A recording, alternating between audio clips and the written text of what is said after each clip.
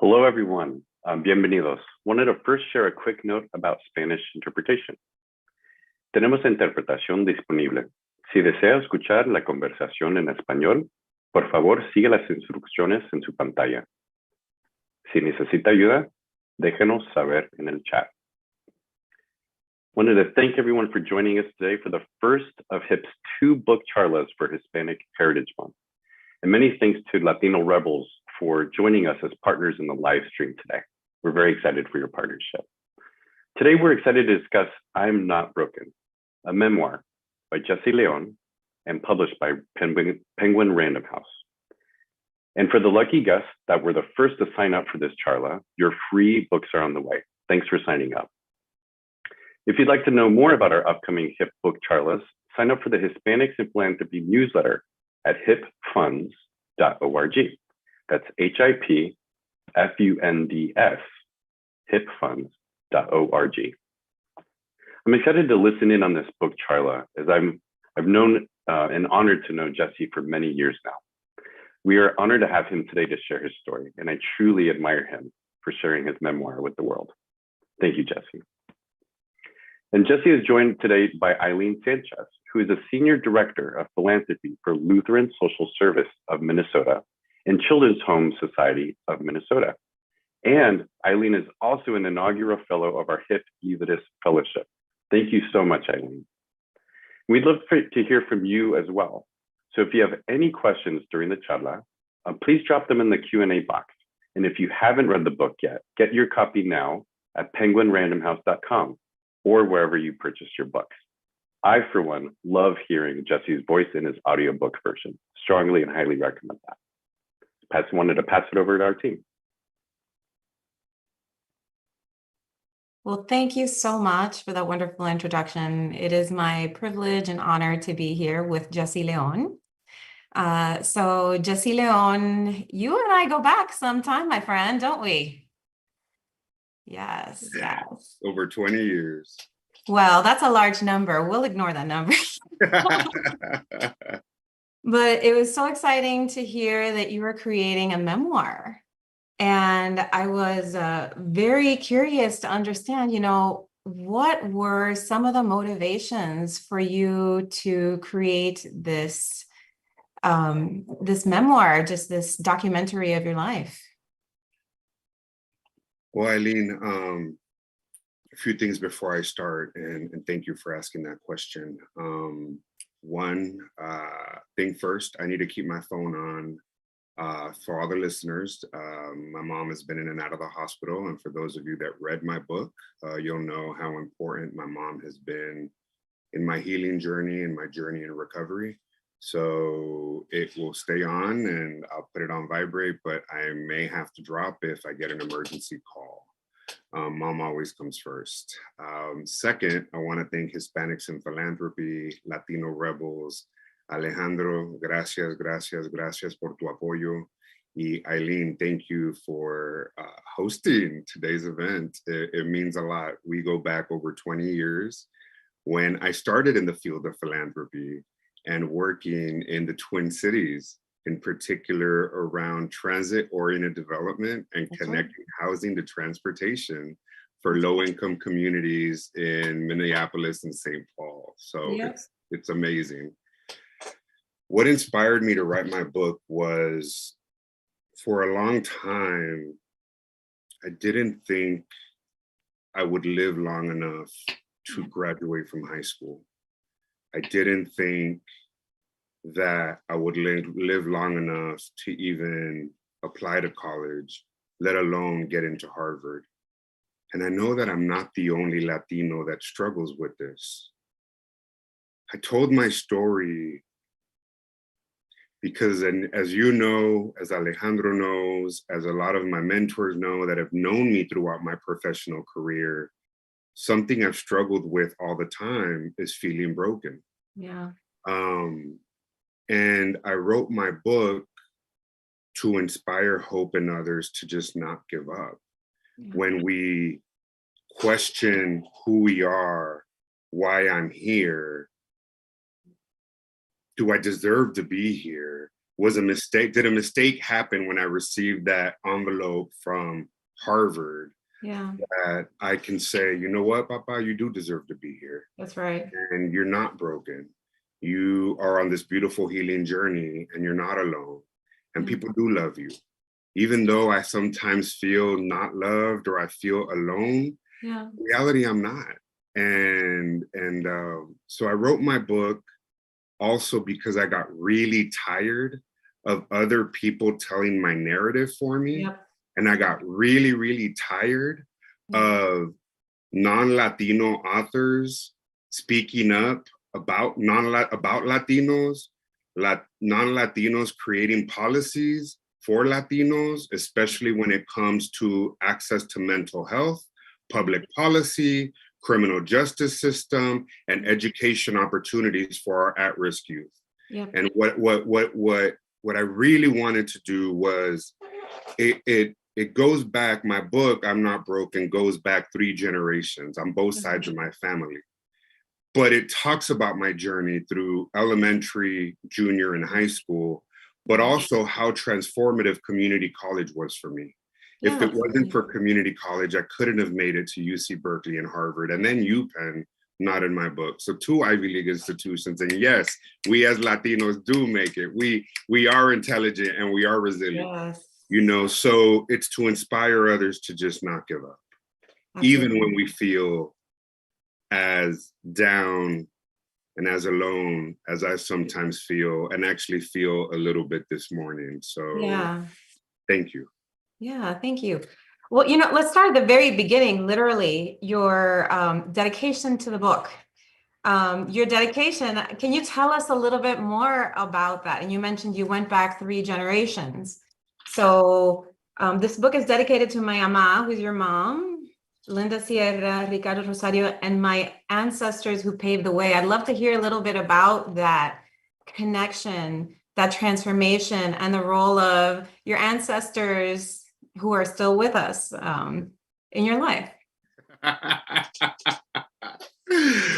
Oh, I love that question. Right before this, I have an ancestral altar. You know, I'm Mexicano. I have my altar with my abuelitas on both sides. My father, Linda Sierra, who passed away right when I started writing this book, and she's my second mom.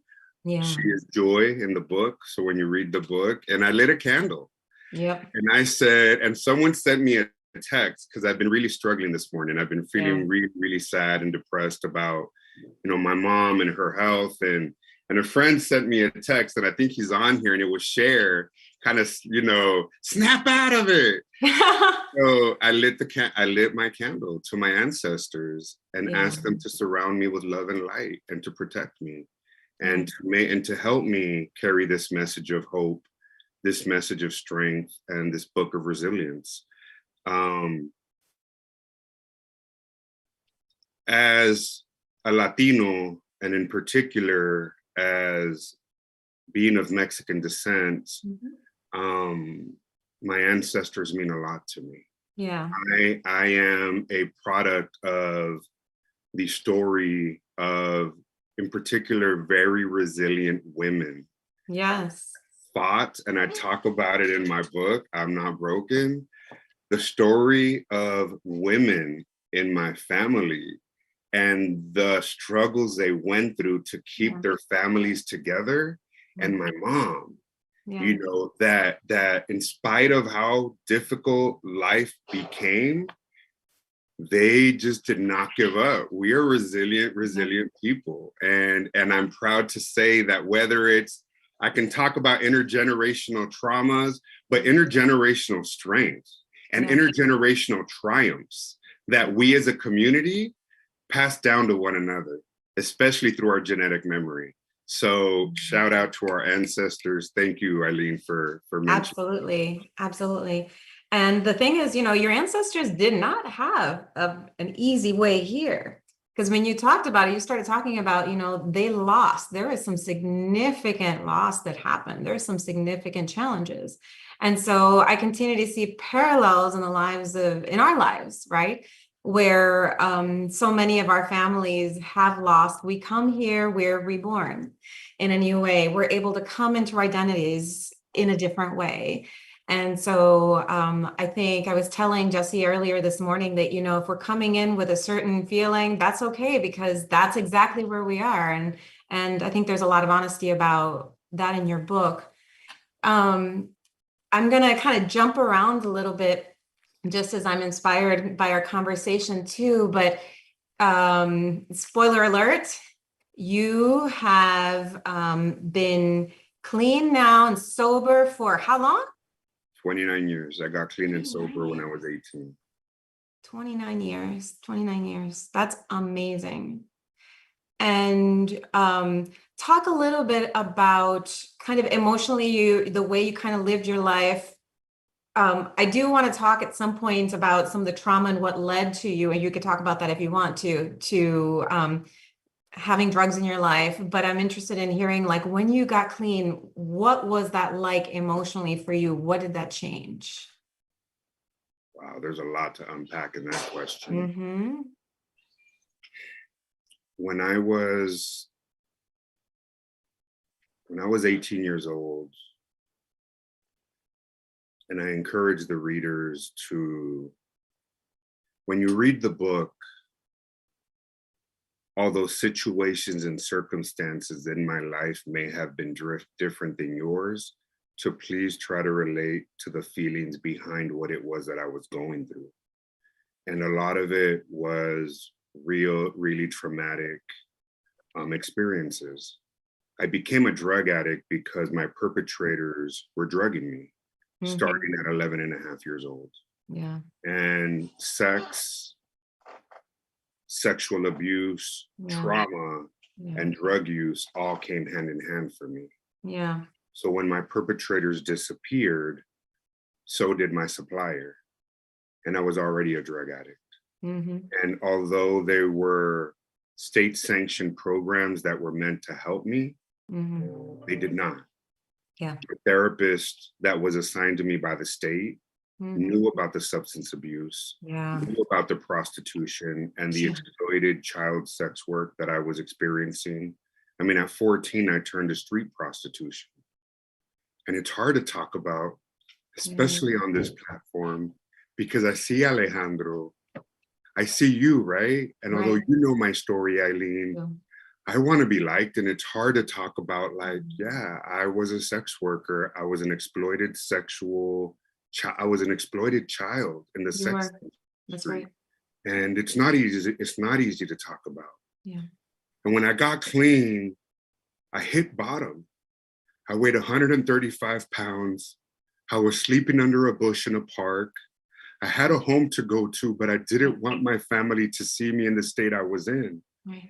And when I got clean, there weren't many Latinos knocking down the doors of AA or NA, Narcotics Anonymous or Alcoholics Anonymous. I felt alone. Right. And, but I hit bottom. I experienced a really traumatic evening. And luckily, this man who I asked to be my sponsor, this African-American man, picked up the phone at almost midnight, my last night using. And he said one thing. He said, I was crying. I said, I don't want to live like this anymore. Why is my life this effed up? Yeah. What did I do to deserve this? Yeah. We all have a cousin, a brother, a sibling, an uncle who just no agarra la onda. He just can't stop drinking. He just keeps messing up. I was that family member. Yeah. And I remember he picked up the phone that night and I said, I'm tired of living. Yeah. But I don't want to live like this no more. And he said, yo, little man, little Jeff. And you not little, you tall guy. You big bro. He said, you don't have to. You lost the war. You didn't just lose the battle, but you lost the war. Let me help you. And he extended his hand back out to me. And that's why I do what I do. And that's why I work in the field of philanthropy. That's why I wrote the book, is that it's really important for us to lift others up as we rise and help each other create opportunities for success. Because I didn't do this alone, Aileen.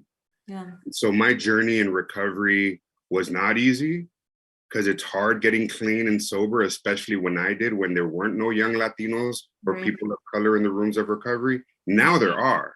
Yeah. Now it's beautiful. But when Not everywhere. Not everywhere. Not everywhere. But you know, it was a lot better than the alternatives. Yeah. Absolutely. I think, first of all, it takes so much courage to be able to tell your life story, because you are putting the most painful parts of your life out there. And I think that's very courageous. And I hope that it continues to bring you healing and love, and that helps people become more whole, as a result of your sharing your life experience. One of the things that I noticed as I was reading about the book, so when you and I met all that time ago, I was also entering the world of community economic development and dipping my toes into philanthropy. And it was a place where you were just this open-hearted, emotionally available person. And it was just, your warmth just came in, and it made me feel, for the first time in my whole career, my life, like I actually belong in this field. I actually am going to be able to do something that's impactful. My lived experience is going to have a role in my career in a positive way. So I am interested, given that we're here with Hispanics in Philanthropy and a significant number of folks in our audience work in nonprofits or philanthropy or have their own family legacy that they're thinking about. I'd love to hear how it is that the part that's not in the book yet, but how is it that you went from where you are learning about housing and all of these other wonderful things, and how is it that you jump into philanthropy and becoming a change maker? How did your life experience impact that? Wow, I can't believe how I'm smiling. I'm just totally. I know. It's because it's beautiful. Thank you. And it's hard for me to accept, accolades sometimes and kind words. And and thank you for saying that I provided a space for you to feel empowered to be Aileen. Yeah. And to suit up. Oh no, not shoot up. To suit up and be your best self. Because in reality, in the workplace, people talk about, I'm a DEI coach. I work with executives. I speak a lot on belonging and authenticity. And the reality is that in a lot of our workspaces, people say, we want you to be authentic. We want you to be who you are and come into work in your totality. Well, no, that's not the case. How I show up as a man of color is not always as accepted as other individuals of different racial backgrounds when they show up. I can't be who I am drinking coffee with Alejandro and you at the coffee shop after a work day and be that same person in the office. I have to be my authentic self within the confines of the organization in which I work with, and understand that there's still certain parameters of who I am and how I can show up. And you've seen me. I have to bring down my voice, keep my hands in front of me, make sure that I'm not moving my head around as much, keeping my tone down, because when I do speak the way I like to speak, I can be perceived as an angry brown man. Yeah. You are aggressive. No, I'm not aggressive. You're not aggressive. White people are assertive. We're aggressive. Yeah. And so it's been a challenge. I actually started in the field of philanthropy, Aileen, when I met you, being at the Funders Network for Smart Growth and Livable Communities. Yeah. And I created 20 demonstration projects across the country. My job was to build the movement of philanthropy in place making. That's right. And bridging the gap between white environmentalists and people of color social justice funders around equitable development. My nonprofit partner was Angela Blackwell, Dwayne Marsh, and they were all at PolicyLink. That's right. So we created this national movement around regional equity. That's right. And our first conference had 700 attendees. Mm-hmm. We were struggling to get people to understand the interconnectivity of housing, transportation, land use policies, education, that we can't do our work in silos. That's right. That we have to work together. Yeah. And so the last conference had, I think, over 10,000 participants. And, oh my gosh, it's grown. And it's growing, right? Because I was at the conference. And so I became a developer to build affordable housing because I got frustrated that I couldn't get private real estate developers to the table to care about affordable housing at a time when we were experiencing the condo boom. Yeah. And I was applying to real estate developers for a job and no one would hire me. Mind you, I had Harvard, Berkeley, I had experience in philanthropy, background in finance, and no one would hire me. So luckily, Darren Walker at the Ford Foundation, when he was at Rockefeller, a few people at Ford, they told me about this program at UPenn called the Center for Urban Redevelopment Excellence, the CUREX Fellowship. And that was a 3-month fellowship, and it was a 2-year fellowship, and they placed me at a real estate development company. And then I built out over 5 years my experience as a private real estate developer, building over 5,000 units, over $2 billion in investments in mixed income and affordable housing deals throughout the country. Love it. And then I came back into philanthropy, but that's another story. So it was people believing in me and those moments of magic in my life, those Alejandros in my life, those Aileens in my life, those Darren Walkers in my life that saw something in me and said, damn, Jesse's trying to do something, but ain't nobody opening the damn door. You know what? Let me give him a little nudge and let me make a phone call to somebody and let me see if somebody gives this young man of color an opportunity. That's what helped me get to where I am, and that we are a community that lifts each other up. Absolutely. Let's talk a little bit more about that. So I'll share with you. So I did get my MBA eventually, but when I talked with you, I'd gotten my degree from Oberlin. So I had my undergraduate, which I never thought I was ever going to get. Never. And then I heard you gotten your MBA or your master's, at Harvard. And you're like, you can do this too. You can get master's. So you were the first one that did that to me. And in the book too, you talk about your journey of recovery as a process of coming out of isolation and joining a different kind of community where people were lifting you up. And what I wanted to reach out with you a little bit about is to talk a little bit about, shared about some of the people who are in your life too, but accessibility. I think some of the challenges that you've been talking about, do I deserve to be at the table? I ask myself, am I smart enough? Am I connected enough? Am I impactful enough to be sitting here doing this kind of work? There's a legacy from colonization. There's a legacy of being raised without access to resources, poor, if you'd like to use that term. But I'd love to hear a little bit about accessibility to these kinds of resources and some of what your life experience taught you about that.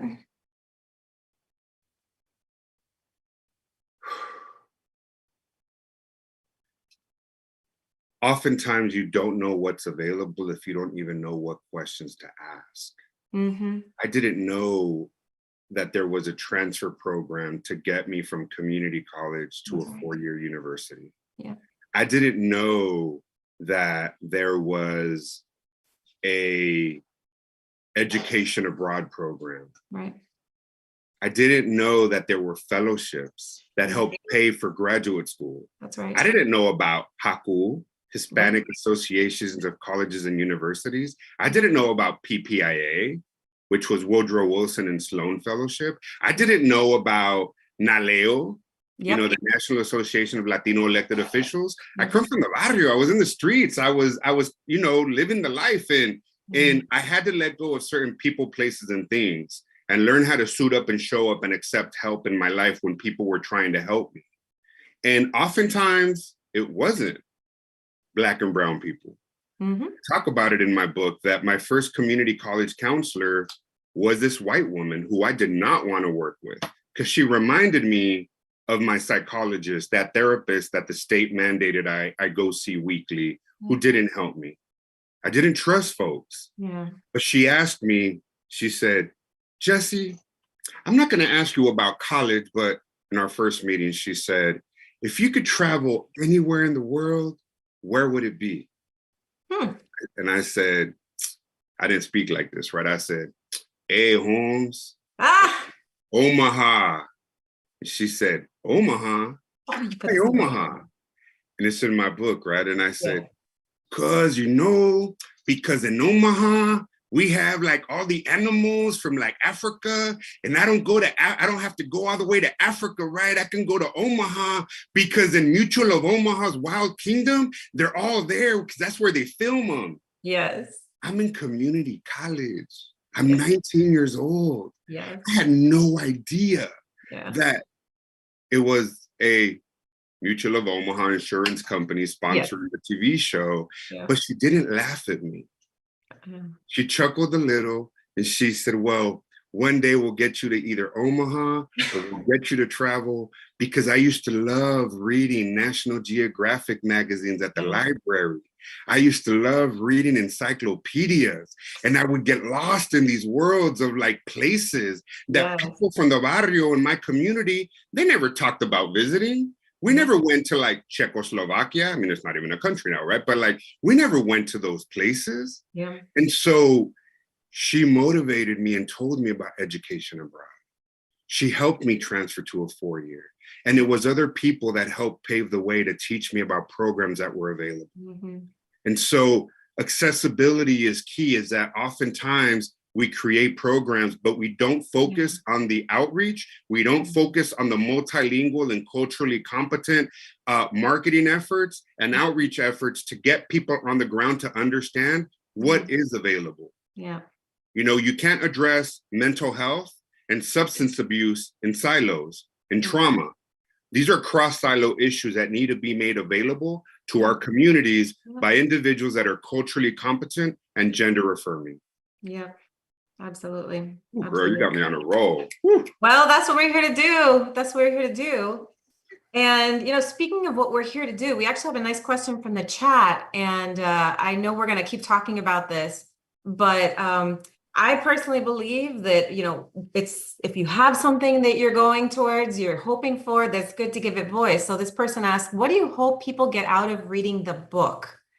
And what do you hope they feel once they finish the book? And I'm going to add to that actually the audiobook, because I read the book, you know, I've got my notes, I read all of that, and it was a lot. But then when I heard your voice, there was like this whole other dimension that just came to, and of course I know you're like a brother to me, but it just came to life in a completely different way. So what is it that you hope people get once they finish reading the book? Are there any actions that you wish they might be able to take?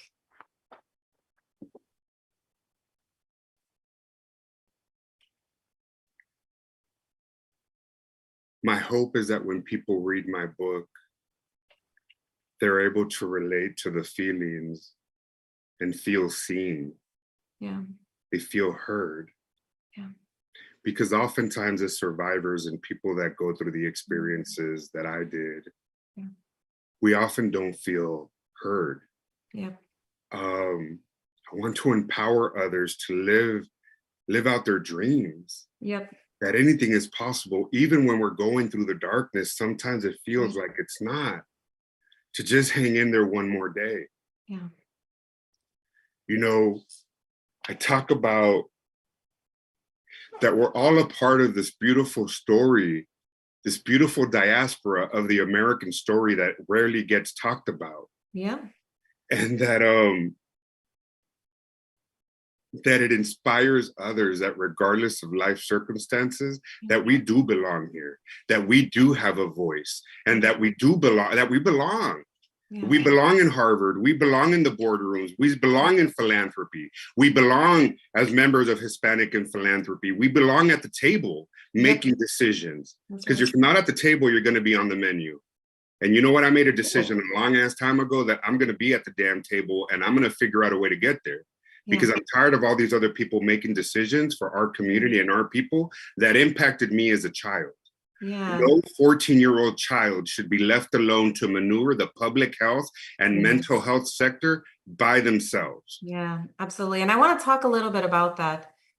As a survivor of childhood sexual exploitation, there is so much taboo. It's something people don't want to see. Sometimes people might know it's happening and they'll just let it go.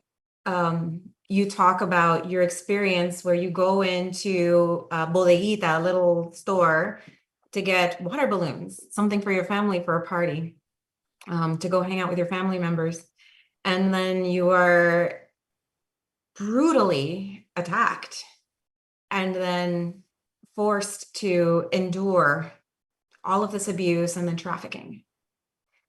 I think one of the things that I'd like for people to get from this book is also, you're that 10-year-old child, you're that 14-year-old boy, you're that kid who was, in the park trying to find someone, right?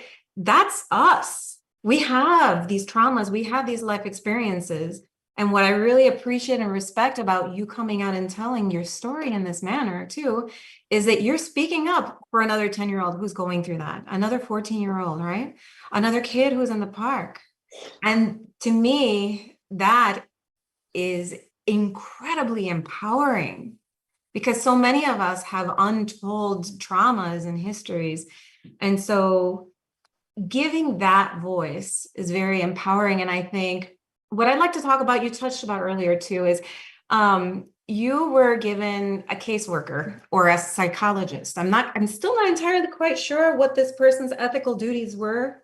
As a mandated reporter, mental health professionals are required to report when abuse occurs, and they're supposed to step in to ensure that something happens. But tell us a little bit about that experience, because I think, again, it talks about accessibility and children's rights. And again, that justice component. I know this is hard. Thank you for No, that was digging a deep. lot. That was a lot, and it was a life of sex trafficking, Yeah. and childhood sexual exploitation, Yes. and it was hard to talk about. Yes. I did an interview with Primer Impacto because the Spanish version of my book, No Estoy Roto, comes out in November. Mm. This week I'm in studio recording the Spanish audiobook. Wow. And it's not easy. Yeah. Part of my sadness today was because, I'm not good at asking for help. Right. It's hard for me to say, like, even when you just asked your last question, I kind of skirted around it, which is, what would you like the readers, what would be your call to action from people Yes. that read the book, or what do you want them to take away from it? Yeah. It's hard for me to ask people, please write a review. Please share the book with somebody else. My dream would be that Oprah reads it, that the Obamas read it, Yeah. that, Jill Biden reads it, that it gets on book lists, because I'm doing my best to get the word out to inspire others, in particular people of color and Latinos, about these issues that are oftentimes not talked about in our community. Great. My mom, for a long time, would not talk about the fact that I was going to therapy. Porque en la comunidad, what you hear sometimes is, oye, ¿supiste que Aileen está yendo con un psiquiatra? Do you know Aileen's going to a psychiatrist? Did you know Aileen's going to a psychiatrist? She's probably going crazy. And there's this negative stigma. That's right. About therapy. And sadly, I experienced the worst of it. Yeah. I was only a steady paycheck to my therapist that was assigned to me by the state. She knew about the drug use. She knew about the childhood sexual exploitation. She knew about the sex work. Not once did she recommend therapy. Not once did she ask to speak to my mom. And I had a few pages that I wanted to read from my book, but I know we don't have time. And it was about that first meeting in therapy, where my mom showed up with me and asked our therapist in broken English if she was going to have family therapy sessions. And the response was no. And my mom begging to have some kind of conversation, my mom begging for a translator. Yep.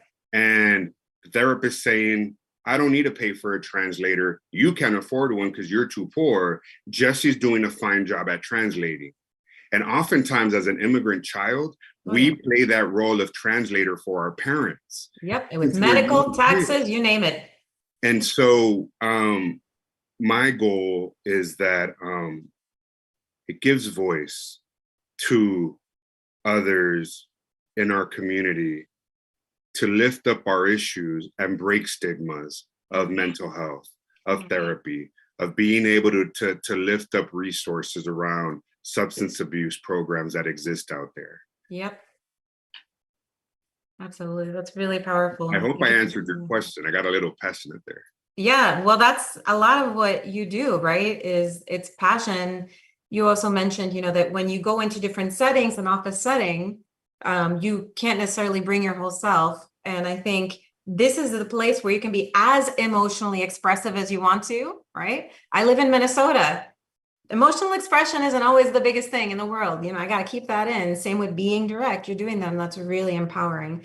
We have a comment here on the side in the chat that said, your journey is not only inspiring for all of us, but it also speaks to the failure of mental health systems, especially the lack of culturally and linguistically mental health professionals. And so you're talking a little bit about how you are able to be that agent of change just by sharing your story. This person says, tell us how you want to be an agent of change to improve our mental health system and inspire BIPOC individuals to consider this career. And hopefully they'll help us remember that we are not broken, quote unquote.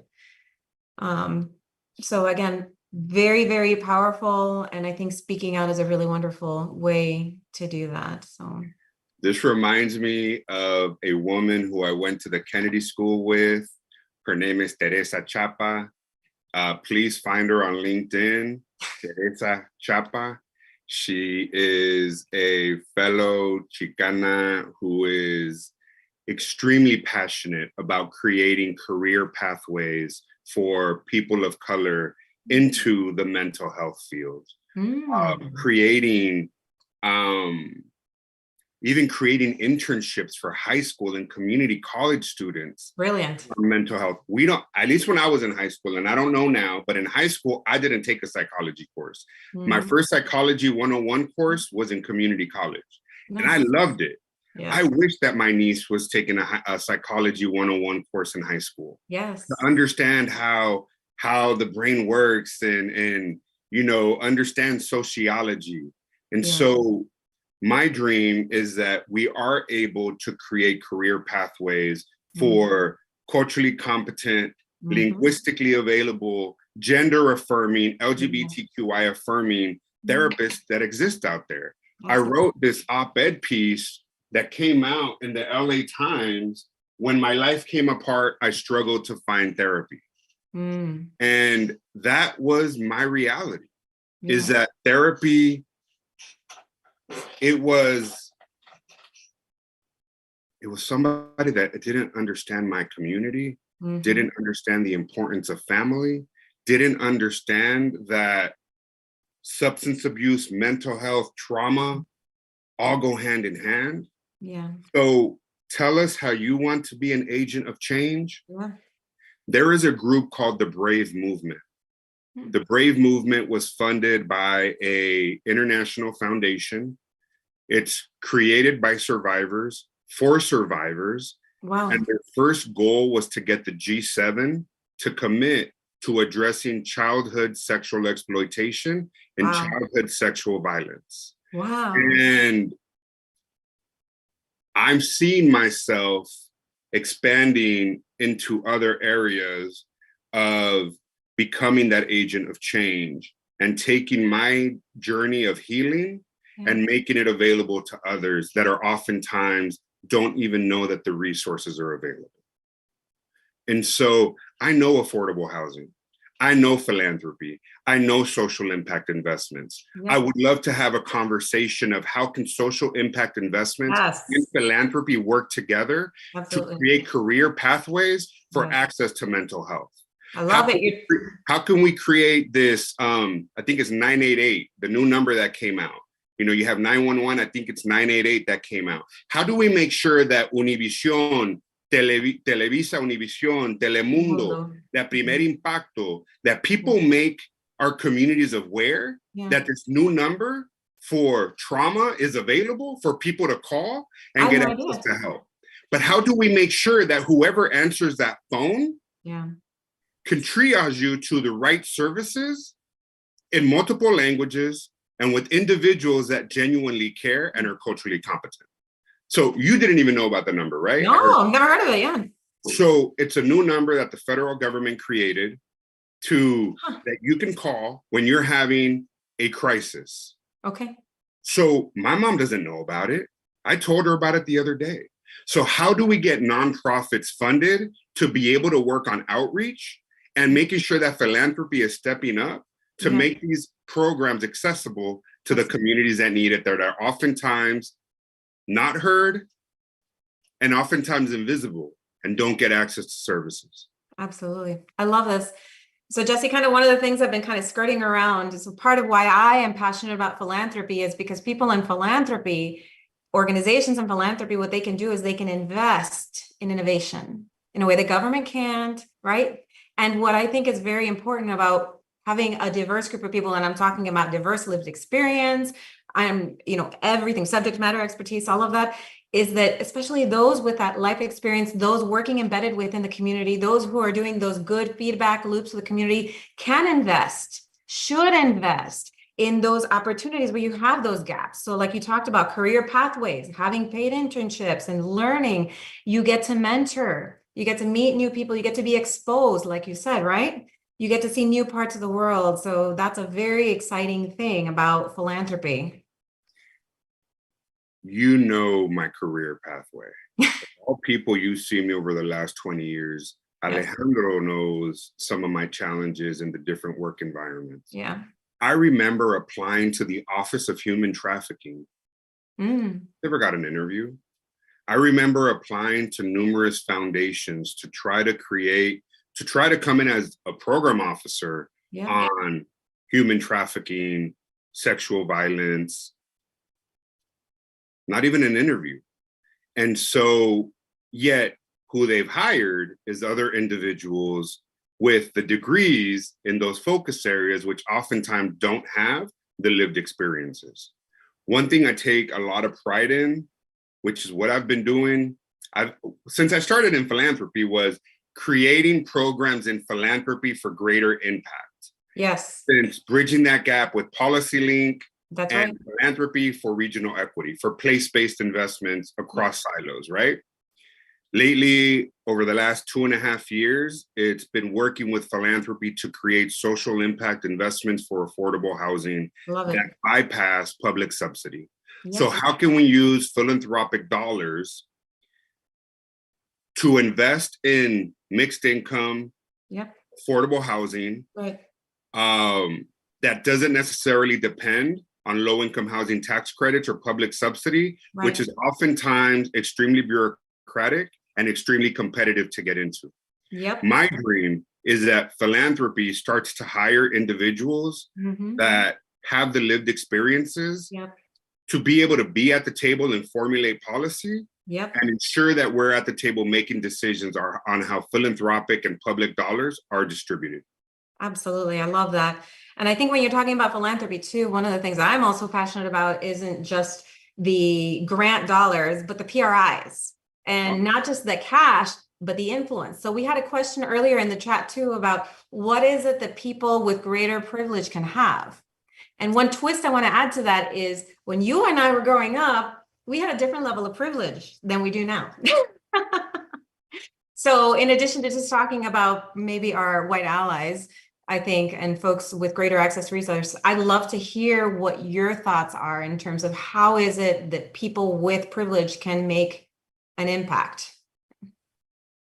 What can people with privilege do to make an impact? I am blessed.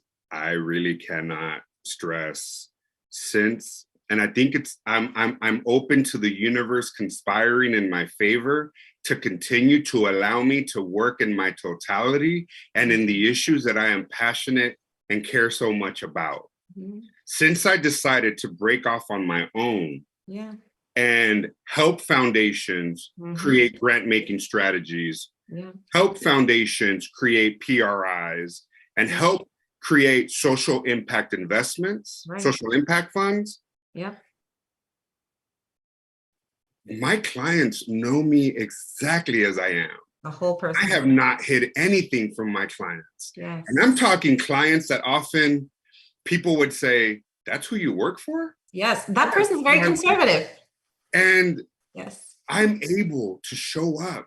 I'm able to bring in women of color owned companies to help create impact investment funds, right, and be at the table, yeah, to help create these really impactful funds that are not small by nature. I mean, these are big investment funds. Oh, yes, they are. To address the issues of, at least what we're working on now, economic opportunity and affordable and workforce housing.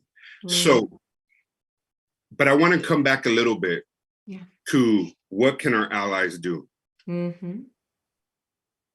Many of us have experienced being in the boardroom, being in a meeting with a staff meeting. And Aileen says, I think a great idea would be to blah, blah, blah. And it goes over everybody's head. All of a sudden, you know, Billy Smith, or I shouldn't have said that, someone white in the meeting says, I think we should do blah, blah, blah. Oh my God, that is such a great suggestion. Yeah. Right on. We will start looking into that. And we leave those meetings feeling deflated, not listened to. Yeah. And sometimes what our allies can do is, hey, I want to take a step back a minute because Aileen just made a recommendation a few minutes ago that I think went over everybody's head. Yeah. And we may want to consider XYZ. What I have to do sometimes is identify those allies that do get the attention that I don't seem to get and say, hey, can I work with you? You know, I'm finding that your ideas seem to stick like when you throw spaghetti on the wall when mine just fall off. Yep. We work together on messaging. And so oftentimes it's our allies being open to work with us and help get ideas pushed through. I could not have made it where I am professionally had it not been for my allies. And my allies are not always people of color. Yep. And we all know what that's like too. Yep, so absolutely. Speaking bluntly, just because we're at the table don't necessarily mean that we work well together. Absolutely. And I try my hardest to work well together and lifting each other up, but not everybody does. I've had people see me as a threat because I'm the new brown man coming to the table. I've had gay people see me as a threat because, oh man, here comes this other gay dude to be at the table and he's going to steal my limelight. I don't work that way. Yeah. And so, but creating allies is extremely important. But most importantly, in the field of philanthropy, is encouraging our allies. I wish that, like Mackenzie Scott invested in HIP. Yes. I would love to see way more funders. That's right. High net worth families and individuals say, HIP has a reach into individuals with lived experience to help us roll out programs that actually will meet our metrics, our outcomes, and our goals that we're trying to achieve and can translate what we're trying to do into community speak for greater outcomes in communities. So I hope that was good. I love it. Absolutely. I love it. By the way, there are a couple of questions here in the chat. And somebody is asking about, will the resources mentioned during this dialogue be shared? For example, the organizations, Jesse, that you mentioned. And there's another one that says, colleges and universities should have your book in the psychology programs. I think that's wonderful. These are great ideas. And Hispanics in Philanthropy is happy to follow up with both of you to provide that. But I think that's very important. Help me, please. I do not ask for help. You all know this. Alejandro, when you offered to help me the other day to get the book to certain individuals. Yeah. It's hard for me to accept help sometimes, let alone ask for help. Because when you come from sexual violence, when you're sexually exploited as a child, help comes with a price tag and what's going to be expected of me. And so I'm learning to ask for help. It's like I learned how to accept being loved, which helped me come out or let my family in to my sexual identity. As soon as I allowed myself to be loved and accept that love, I was able to start flourishing within my own identity. And so my dream would be that so I am speaking at USC October 11th. I'm speaking to a bunch of students in the social work classes. Love that.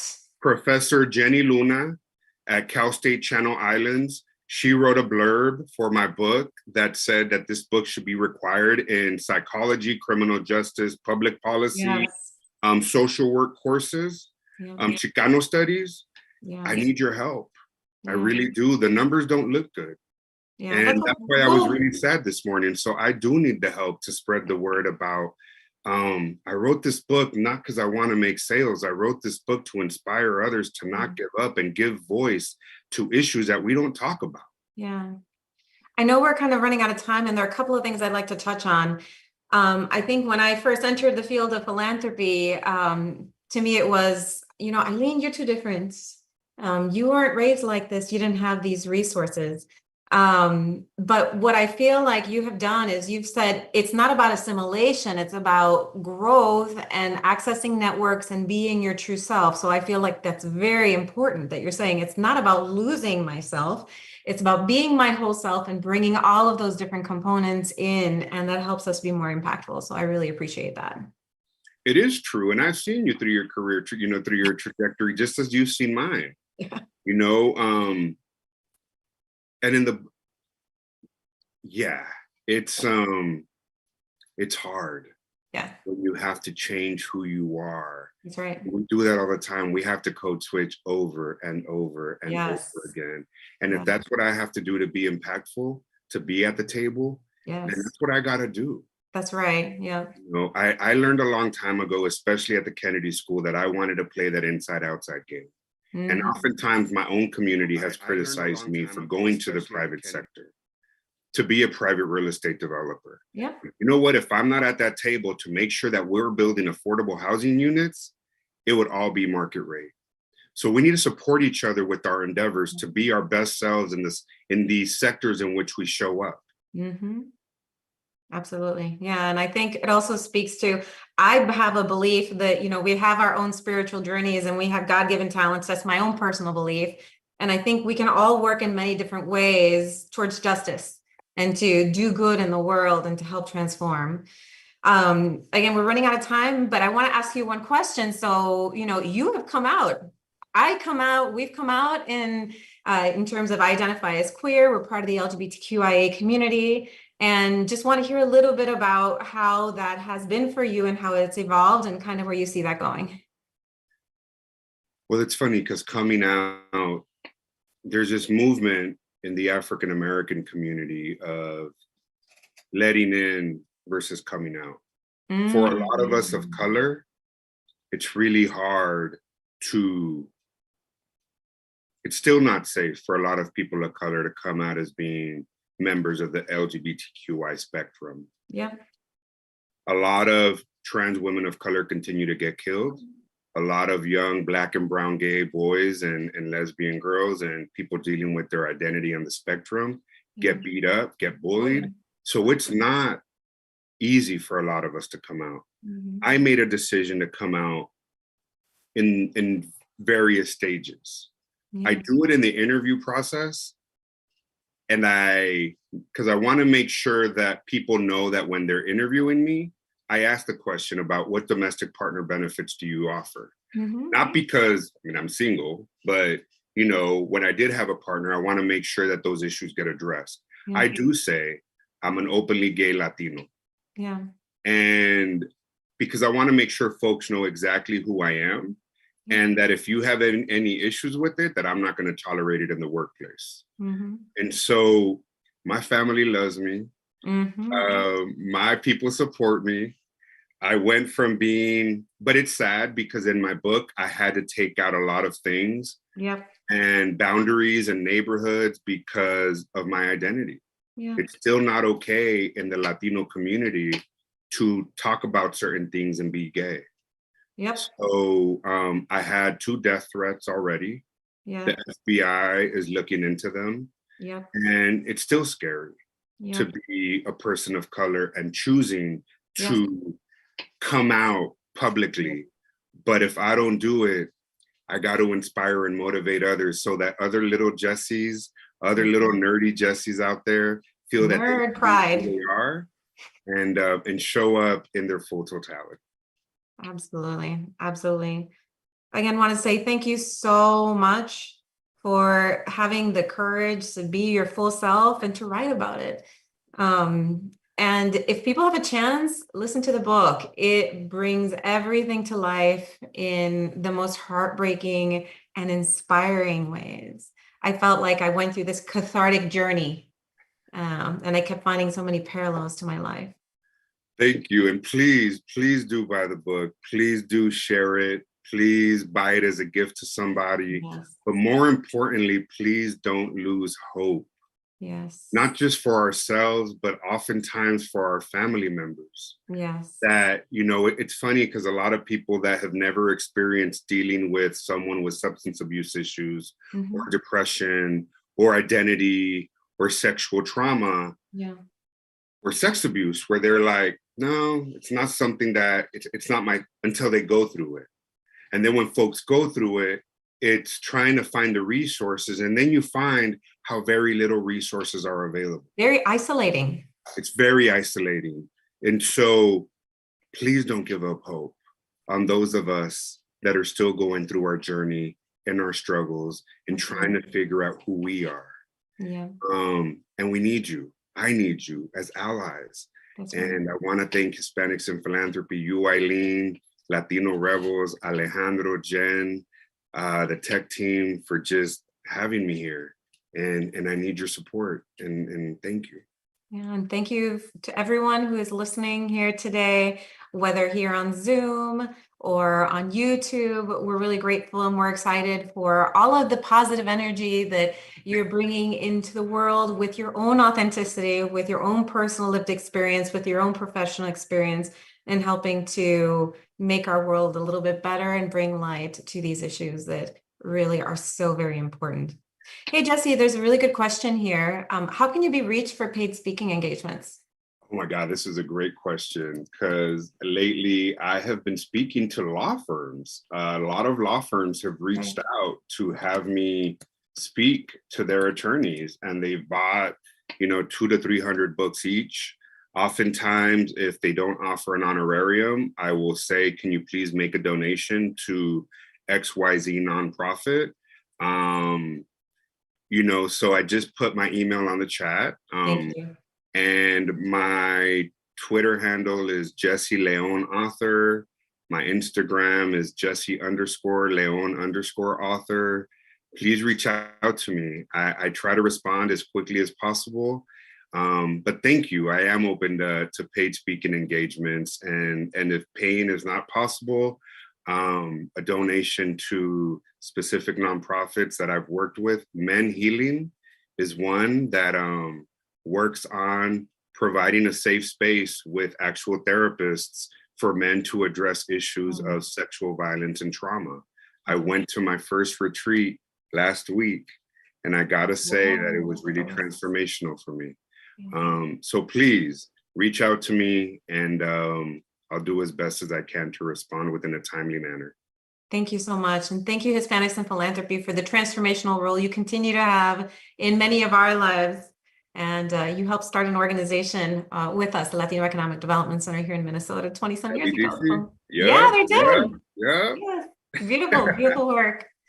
So thank you all so much for joining us today. We are so grateful. Gracias. Okay. Alejandro, do you want to take us away?